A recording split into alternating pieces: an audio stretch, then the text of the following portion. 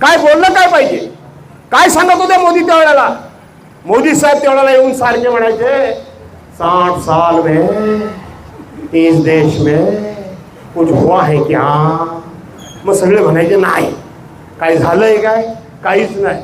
मग मोदी साहेब यायचे आणि सांगायचे अच्छे दिन, की लगेच हा पोपटवरती उड्या मारायला सुरुवात करायची. अच्छे आयेंगे, हा बाळू आमचा म्हणायचा आयेंगे, आमचे बशीरभाई पण त्यावेळेला म्हणायचे आयेंगे. अरे पण कधी आणि कोणाला हा प्रश्न कधी तुम्ही विचारला? आणि मोदी साहेबांनी कोणाला अच्छे दिन येतील म्हणून सांगितलं? अच्छे दिन तुम्हाला येतील म्हणून कधीच सांगितलं नाही. त्याने अगोदरच ठरवलं होतं अच्छे दिन आणायचे असेल तर अदानीला आणि अंबानीला फक्त आणायचे, नीरव मोदी याला आणायचे, चोक्सीला आणायचे किंवा विजय मल्ल्याला आणायचे, सर्वसामान्य माणसाला ते अच्छे दिन आणायचे नाही.